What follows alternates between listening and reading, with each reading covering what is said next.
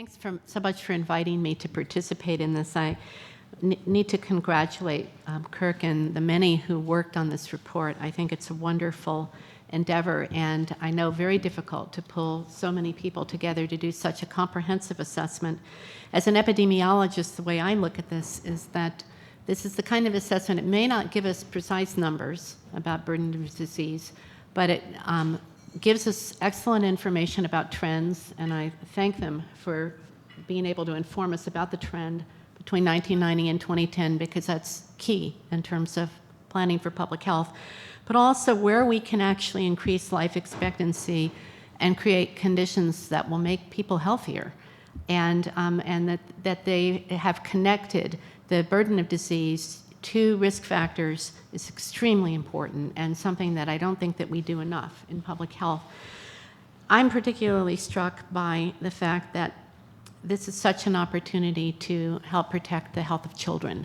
The fact that when you look at the top DALYs that are causes of DALYs that are important for children, that of course the first one is undernutrition, the second one inadequate breastfeeding, and that this cause, household air pollution, comes in third, I think is amazing.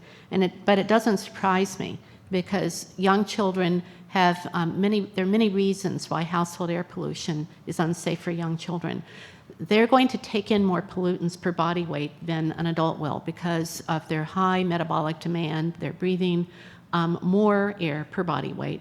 They're going to be indoors a lot with their caretakers. They are also developing, and we know from studies that have been done that when lungs are growing and developing, they're particularly sensitive to toxic effects of these pollutants. And then, of course, we all know, those of us especially who have been parents, that young children have frequent respiratory infections. That's part of the normal process of growing up, and that you have a lot of viral infections, a lot of colds, and that if you are exposed to pollutants that impair your ability to recover from those infections, that you're going to be more likely to have an adverse health outcome, and that indeed is what is happening. It's a terrible thing that during that point in life, when you're naturally going to be exposed to a lot of viruses and other infectious agents, that these children are also exposed to these pollutants.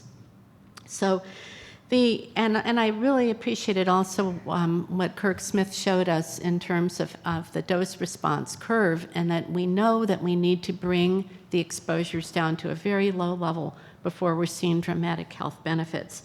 That's very important.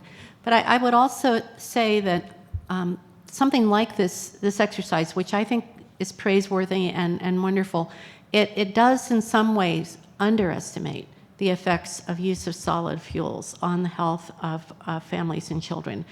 In many instances, people who are using solid fuels, there's a considerable amount of physical labor involved in that, with not only gathering fuels, but also the use of the fuels, tending the fires, and children do a lot of that. And when children are involved in that much labor, they're not learning, they're not doing the other things that they should be doing. It puts an enormous nutritional demand on them that affects their nutrition. And so one must think about those impacts as well. And from the policy perspective, even if I think they're so indirect that it would be impossible for the report to quantify it, I also think that one must think about the fact that some of these fuels are degrading the environment around these families, and that while it may seem fine to go out and gather these fuels and use these fuels today, tomorrow those fuels may not be there. And in other words, that many of these practices are not sustainable and will not be there for those children when they are grown, will not be there for their grandchildren. And so that also has an impact on health. The extent to which that kind of environmental damage will affect flood control in areas, affect the ability to farm in areas, will affect even the supply of water. These are very basic issues that, again, I wouldn't expect this report to quantify, but must be recognized in the policy perspective. But we know that there are no easy fixes here.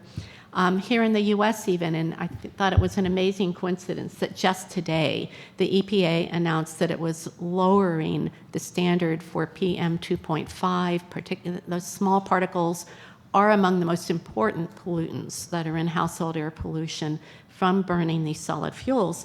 And even in the US, the smoke from combusting these fuels. Maybe we don't do it in the home. We do it in a utility plant and then we deliver the electricity to the home. But still, by taking the action that they took today, they're estimating that by the year 2020, in the U.S., $4 to $9 billion a year will be saved, or something like a rate of return of $17 for every dollar invested. And if we're able to do that at the very low levels of exposure we have today, think of the value of the interventions that we're talking about with improving these fuels, improving the cook stoves, improving household air pollution globally. It is staggering the amount of unnecessary loss of life and health that's occurring as a result of this.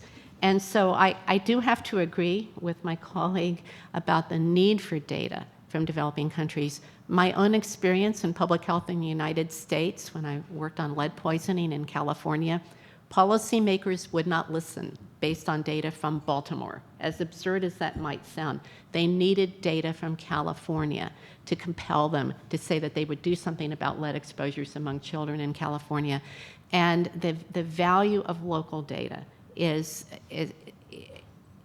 from the standpoint purely of the science, it's hard to understand. From the standpoint of the policy, getting action, getting support of policymakers, it's absolutely critical, and I agree with that.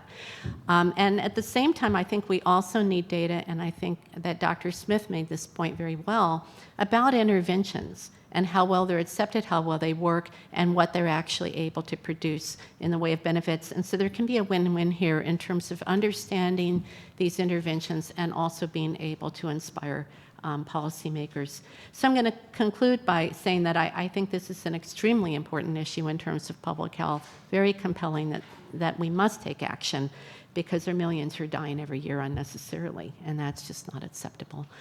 So thank you again for inviting me to be here.